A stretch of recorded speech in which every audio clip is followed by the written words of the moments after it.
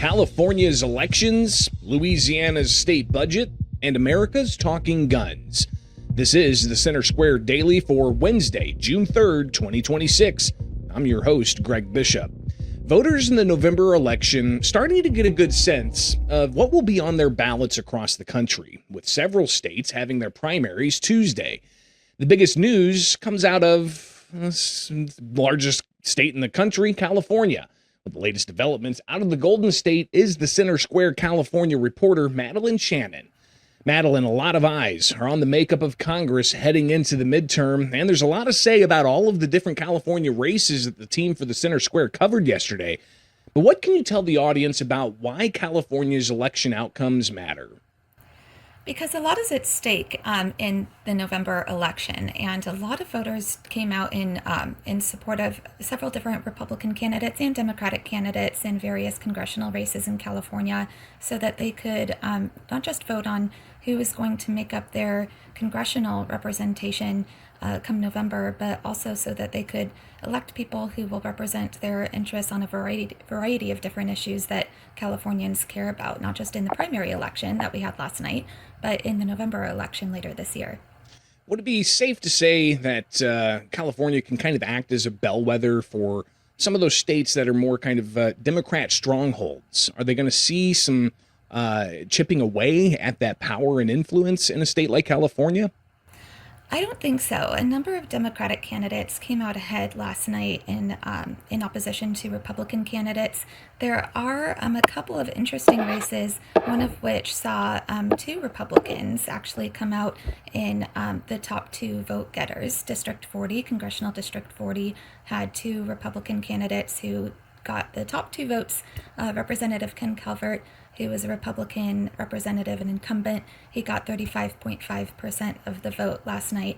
And then Young Kim, his opponent in the race, is also a Republican. She got 20.4% of the vote. So it'll be two Republicans going to the November election for District 40 in November.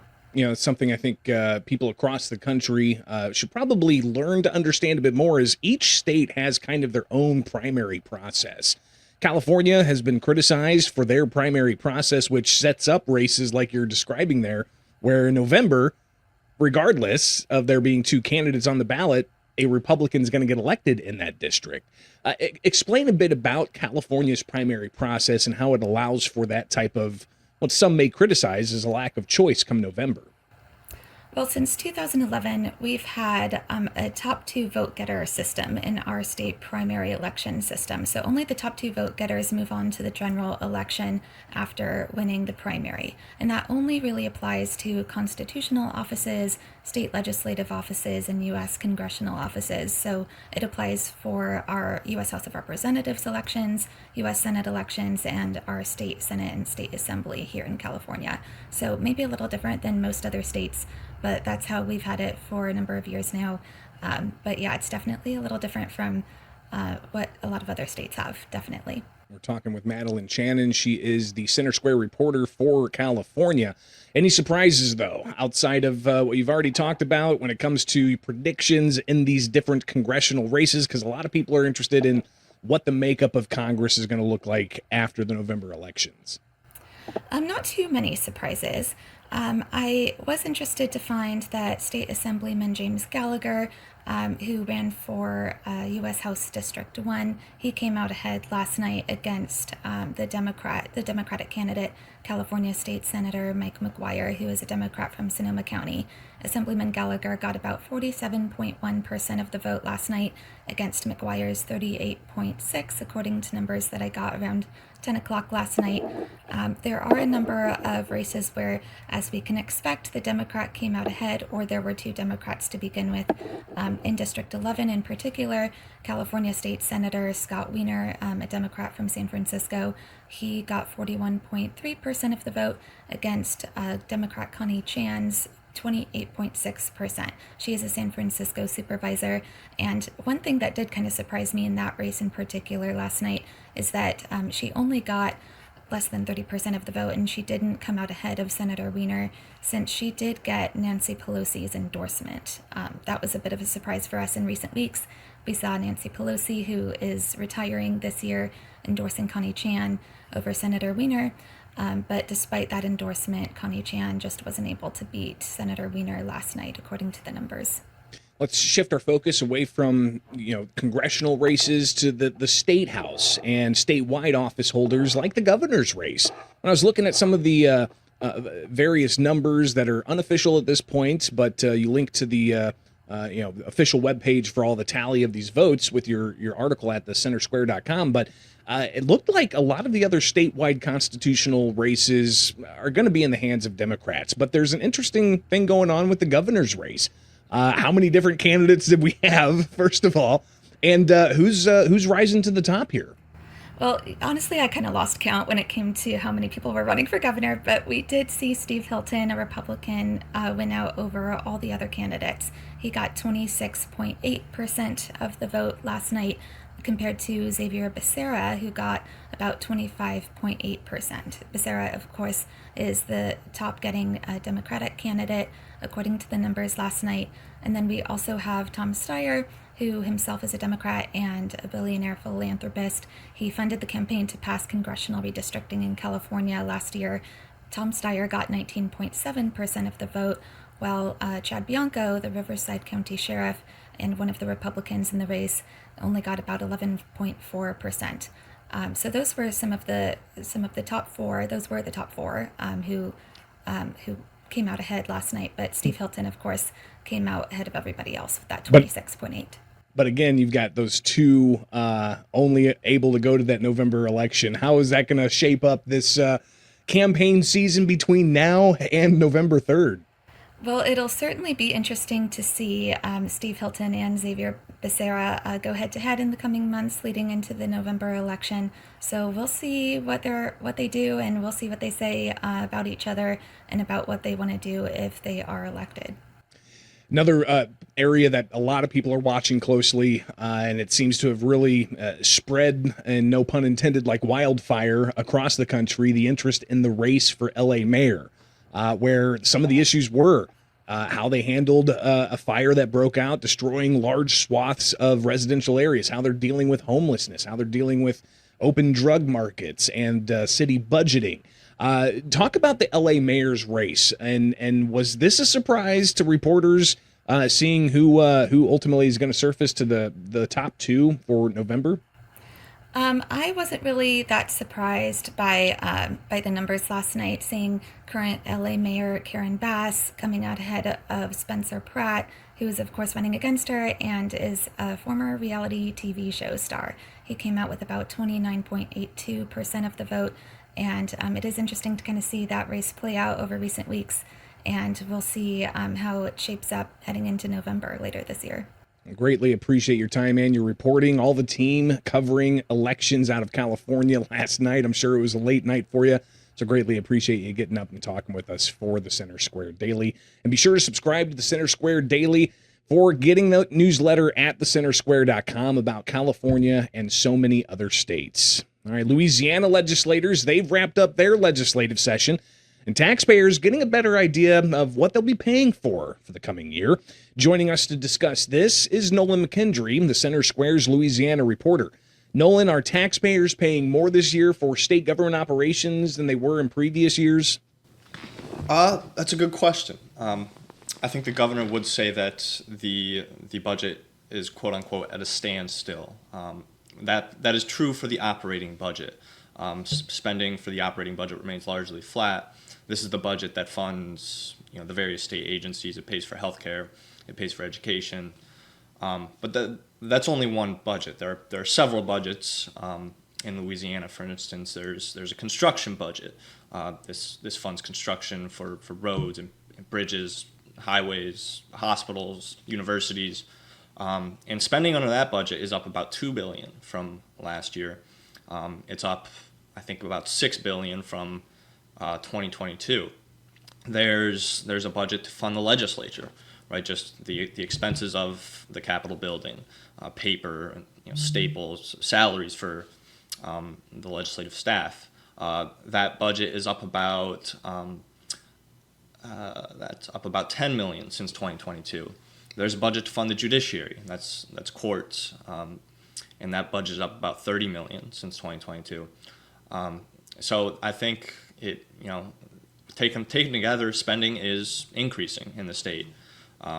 Taxpayers are more liable for the expenditures of the government. So is this on the governor's desk? Has he indicated he's going to sign this? And again, a $47 billion budget that maybe they say is level with previous spending, but as you're highlighting, a variety of different increases across the board in different categories of spending. Has he indicated he's ready to sign this? He has not indicated that, but he certainly will sign it. He hasn't indicated that he's not going to sign it, and if he had, everybody would know. It would be no secret. So $47 billion will show some of the information here about falling revenue projections over 2 years, over $200 million less in revenue than they're expected.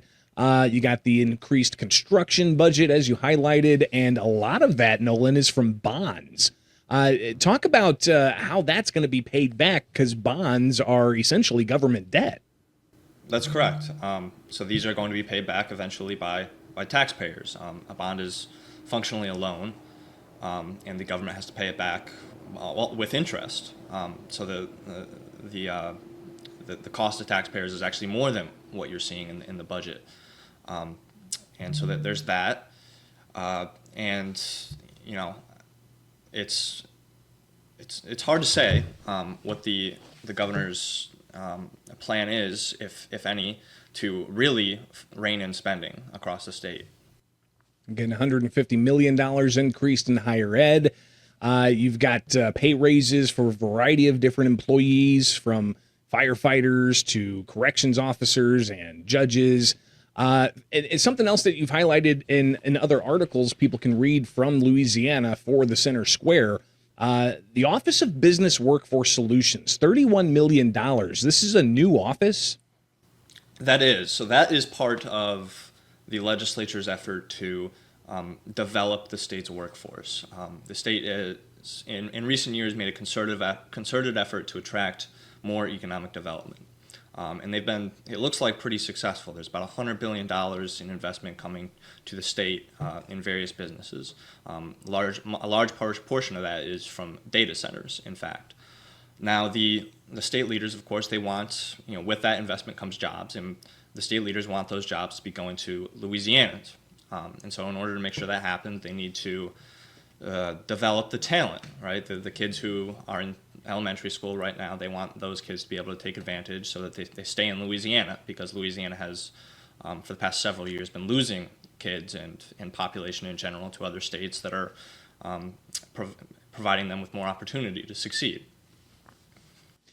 And a lot of extra resources prioritized during this past legislative session to focus on that. For people across the country tuning into this, how important is Louisiana and their economy, based off of being right there in the Gulf, to their priorities that they ultimately made in this most recent legislative session?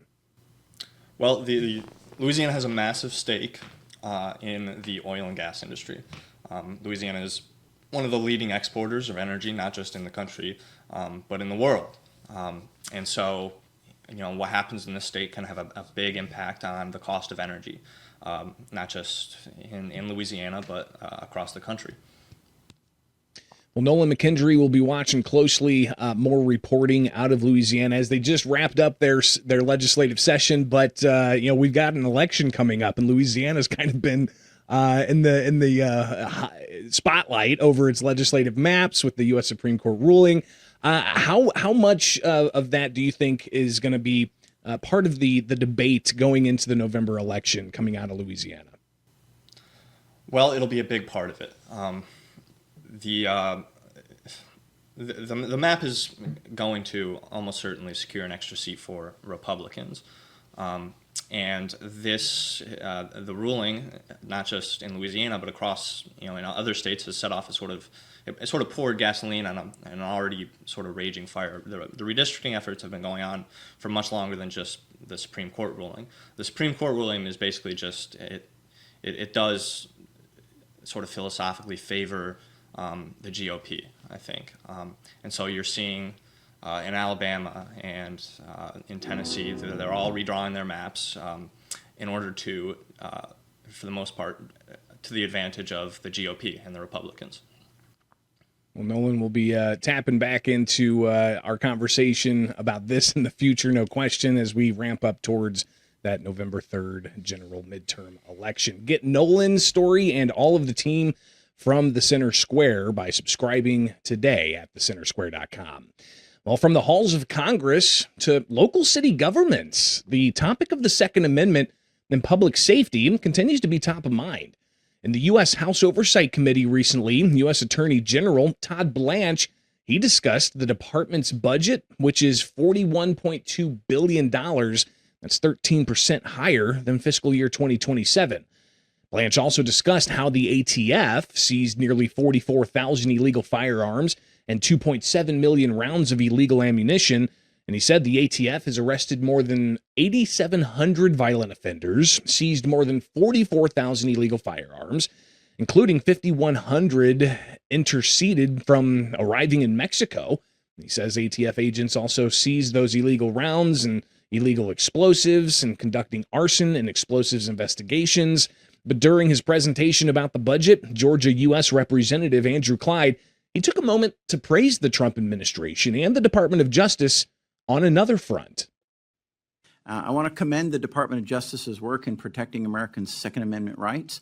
Your fiscal year 27 budget requested $1.4 million to establish a Second Amendment rights section within the Civil Rights Division, and I was proud to lead an amendment in the FY27 CJS Appropriations Act to codify it. This section monitors state and local laws for unconstitutional infringements and pursues enforcement where necessary. Unlike the Biden DOJ, which sought to charge service-disabled veterans with felonies for using stabilizing braces, the Trump Department of Justice has already sued multiple jurisdictions over unconstitutional gun laws, and I look forward to ensuring that this office has the resources that it needs. Clyde said congressional Republicans and the president also delivered what he called the biggest Second Amendment victory in over 90 years by eliminating the NFA transfer and manufacturing taxes on short-barreled firearms and suppressors in the One Big Beautiful Bill. He said for 91 years, the NFA subjected gun owners to unconstitutional infringements. He also said removing these taxes is a major step towards restoring those freedoms, but he went further to ask a direct ask of U.S. Department of Justice Attorney General Todd Blanche. And it says in 926, section USC 18, 926, it says, no such rule or regulation prescribed after the date of the enactment of the Firearm Owners Protection Act may require that any system of registration of firearms, firearms owners, or firearms transactions or dispositions be established. That's the FOPA of 1986. I encourage you to have a great answer, and that is to eliminate the registration for those things that are not taxed when the database is indeed a tax database. Understood. Thank you. Now, to state houses, and one state in particular that the Department of Justice is going to bat on the side of gun owners suing the state is Illinois. And in Illinois, there was speculation that there would be a Glock ban that would pass before they adjourned, but such a measure did not make it to the floor for a vote. Neither did the controversial Rifle Act in Illinois that would have taxed gun stores and manufacturers. Now, what did make it on the floor is Senate Bill 3229. Here's State Representative Maura Hirschauer on the House floor late in the evening on May 31st, talking about her bill to impact the firearm owner ID card. First, it strengthens and clarifies the mental health evaluation process for people seeking to have their FOID card reinstated after they have been a patient in a mental health facility. We rename the evaluation in statute to be a FOID reinstatement mental health evaluation. rename the practitioners to be FOID, Reinstatement Mental Health Evaluators, in order to make this clearer to people who are seeking those services. We clearly define which practitioners are qualified to be FOID Reinstatement Mental Health Evaluators. We mandate some really good training requirements for these clinicians. Now, just how much those clinicians will cost the individual who's looking to get their Second Amendment rights back in the state of Illinois, not known. This bill being brought up on the House floor. It also addresses the reporting of lost and stolen firearms, mandating that at the point of disposition, the clerk of the circuit courts in Illinois is supposed to furnish Illinois State Police with information about whether a firearm was used in a crime. She said that that language was missing from the original bill, and it was a request by Illinois State Police. More about the bill that did pass the Illinois House before they adjourned. Part 2, we make a correction in the expedited review process for an individual whose FOID card is revoked because they are the subject of a clear and present danger report. We're providing transparency for people. We allow the identity of a person reporting an individual for being a clear and present danger to themselves or others to be disclosed if ordered by the Firearm Identification Card Review Board or a court. Part 3, we correct a section of the Safe at Home Act, which we passed, that addressed the reporting of lost and stolen firearms, mandating that at the point of disposition, the clerk of the circuit court shall furnish ISP with information as to whether a firearm was used in a crime. This language was missing from the original bill and requested by ISP. Now, there were several other provisions of the measure, but it didn't get brought up in the Senate. Before they adjourned for the summer, Illinois State Police Director Brendan Kelly told the Center Square's Sean Reed this morning that they will continue to work on the measure with state senators in the months ahead. But that doesn't negate a federal lawsuit that's been filed challenging the FOID card. That lawsuit is pending in the federal judiciary. In the New York State Senate, gun violence was cited in the Senate resolution indicating formal legislation that recognizes the issue of gun violence. But New York legislators, they're also looking to ban flare guns from being sold to anyone under 17 and addressing parental liability in those cases. In Pennsylvania, the State House is looking at amendments and proposing those that would require hunter safety education and expand eligibility in youth trapping licenses. At the Louisiana State House, they're looking to tweak the liability laws concerning who can legally carry firearms. Thank you, Mr. Speaker. Members, over in the Senate, we added some amendments in Senate committee that said this liability protection only extended if the perpetrator was wielding a dangerous weapon, and I'd make a motion that we concur with those amendments. Rep. Carlson moves in concurrence unanimous. All those in favor vote yea. Those opposed vote nay. Madam Clerk, open machines. Members, vote machine. Now in Rhode Island, the issue of taxes on firearms and related equipment was the focus of legislation that was reported out of committee onto the House floor. Senate Bill 2086 by Senator Paolino, an act relating to taxation, sales and use tax, liability and computation, exempts from sales tax, firearm safety equipment, storage devices, gun safes, gun cabinets, gun vaults, gun cases, strong boxes, cable locks, trigger locks, and biometric locks. Move passage. Move passage by Senator Thompson, seconded by Senator Morgan. All in favor? Aye. All opposed? That bill will go to the floor. To the State House discussing public safety issues around education facilities, and educators testifying at a Texas House committee that they're happy to provide armed security at public education institutions, but they say they need more tax money to pay for it. So that shows you how far behind that we are. As he said, security. We have always had security on our campuses. We only had 4 campuses at a time when y'all passed a law saying we had to have 1 on every campus. We got a 4th and put that on there, and that added to our budget. I'm spending over $400 and something thousand a year on security when we get less than 100 from funding, because it's funded based on that $10 per ADA plus the $15,000 per campus. So you can see you can see why we have very large discrepancies in certain areas where we're required to do things, but we are off in terms of what we are getting for funding. That's two examples I can come up with. Very helpful. That's easy math to follow. Now, on a more local level, in city halls across the country, National Gun Violence Awareness Day being proclaimed and recognized in places like Birmingham, Alabama, or San Jose, California. In Oakland, California, there's plans for a 4-year framework to spend up to $47 million in funding focused on gun violence reduction. In Portland, they discussed a variety of different violence reduction interventions and intervention teams at taxpayer costs. And at City Hall in Corpus Christi, a resident urged city officials to be careful not to violate Texans' rights to lawfully carry firearms in certain places. Good afternoon, Council. Scott Barraza, Nueces County. Let's take a minute to not talk about DSAL. I'd like to talk about Miles and his exposing the city to liabilities and his criminal actions regarding open records violations.